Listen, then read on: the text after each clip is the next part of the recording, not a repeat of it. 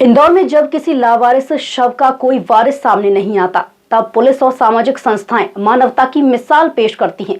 ऐसे मामलों में 3 से 4 दिन तक परिजनों की प्रतीक्षा की जाती है और पहचान न होने पर धर्म के अनुसार सम्मान पूर्वक अंतिम संस्कार कराया जाता है। दरअसल इंदौर में लावारिस शवों का अंतिम संस्कार एक स्वयंसेवी संस्था द्वारा किया जा रहा है। ये कार्य पूरी तरह मानवता के नाते और निःशुल्क किया जाता है, ताकि हर धर्म के अनुसार शव का सम्मान बना रहे और आत्मा को शांति मिल सके।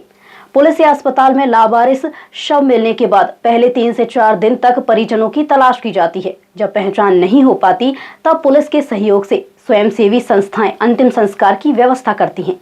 हिंदू शवों का दाह संस्कार और मुस्लिम शवों को दफनाया जाता है।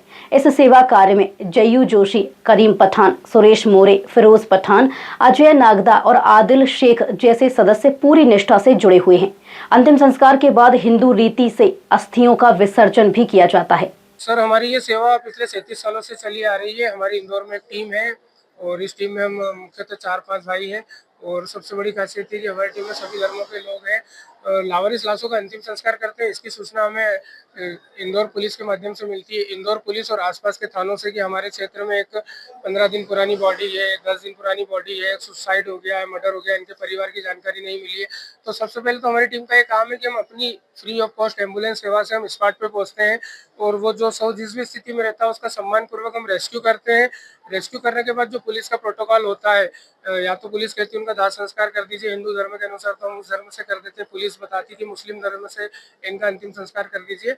तो ये हमारी दाह संस्कार की सेवा है। दूसरा हमारा मुख्यतः उद्देश्य है, इंदौर जिला प्रशासन के साथ मिलकर हम सड़कों पे जो बुजुर्ग, जो बेसहारा होते हैं, जिनको परिवार ने त्याग दिया होता है, जिनका इस संसार में कोई नहीं होता है, बीमार स्थिति में होते हैं, हमारे आदरणीय कलेक्टर महोदय के निर्देशन में कार्य चल रहा है और उन्हें रेस्क्यू किया जाता है। उन्हें MY हॉस्पिटल या अरविंदो हॉस्पिटल या बॉम्बे हॉस्पिटल, जहाँ भी जो समय के हिसाब से उनका उपचार किया जाता है, जब वो पूर्णतः ठीक हो जाते हैं तो वापस उन्हें सड़कों पे नहीं भेजा जाता है। शहर के विभिन्न आश्रम, जैसे निराश्रित सेवा आश्रम हो गया पितृ पर्वत पर, वहाँ पे अभी हमारे 150 बुजुर्ग हैं।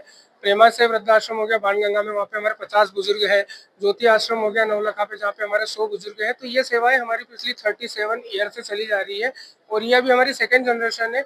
ये भैया जो पीछे खड़े हैं फिरोज पठान जी, इनके पिताजी कलीम पठान जी, उन्होंने ठेला गाड़ी पे बॉडी रख के धक्का दे के ये कार्य शुरू किया था।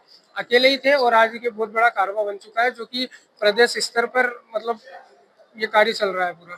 तो दफनाने के बाद कोई व्यक्ति आता है जी, कैसे उसको परिचय होता है कि कैसे सर, ये पता नहीं, बाबा महाकाल की ऐसी कृपा है कि हम लोग MY हॉस्पिटल में अवेलेबल रहते हैं। तो पूरे शहर में ये चर्चा है कि अगर कोई घर से गायब हो गया, कोई बेसहारा है, तो इस टीम से संपर्क करें।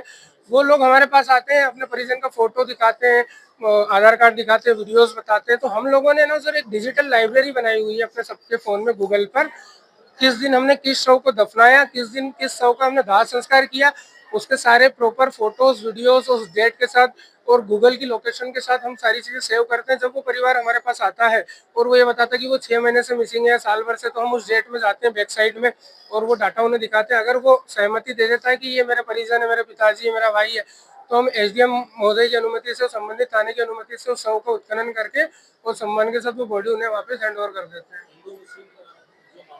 जी सर, मुस्लिम बॉडी होती है ना, तो सर उसका जो प्रॉपर रिवाज है मुस्लिम समुदाय में, जैसे उनका जो गुस्ल होता है, फिर उनकी जो जनाजे की नमाज होती है, उसके बाद उनकी जो कब्र बनती है, प्रॉपर जो विधि विधान होता है। क्रिश्चियन बॉडी होती है तो जो उनके चर्च के जो पास्टर होते हैं, फादर होते हैं, उनका कैफिन बनता है, उन्हें नए कपड़े, कोट पहनाया जाता है, वो प्रॉपर उस तरीके से। और अपनी हिंदू समाज की हमारी जो बॉडियाँ होती है, उन्हें लकड़ी और कंडे और अपना गंगा जल और पवित्र जो भी वस्तु होती है, उनका दाह संस्कार करने के बाद उनकी जो अस्थियां होती है सर, महीने या 2 महीने में कलेक्ट करके रखते हैं। अगर कोई परिवार आ जाता तो ठीक है, नहीं तो उन्हें हम माँ रेवा या माँ गंगा के चरणों में विसर्जित कर देते हैं। सर, सरकारी मदद, इंदौर जिला प्रशासन इतना संवेदनशील है सर, पूर्णतः मदद हमें कलेक्टर महोदय के द्वारा भी, माननीय मुख्यमंत्री महोदय द्वारा भी, और इंदौर के हमारे जितने अधिकारी हैं, पुलिसकर्मी हैं, वरिष्ठ अधिकारी हैं, जिला प्रशासन के संपूर्ण मतलब हमें मदद करते हैं सर। पूरा सपोर्ट है सबका, नहीं तो ये कार्य हो ही नहीं सकता। एक अकेला जयू जोशी या सुरेश मोरे या फिरोज पठान, ये अकेला व्यक्ति कोई कार्य नहीं कर सकता सर। एक बहुत बड़ी टीम है और सबका पूर्ण फुल सपोर्ट है। निस्वार्थ सेवा का ये कार्य न सिर्फ समाज में मानवता की भावना को जीवित रखता है, बल्कि ये संदेश भी देता है कि अंतिम यात्रा में कोई भी इंसान अकेला नहीं होता।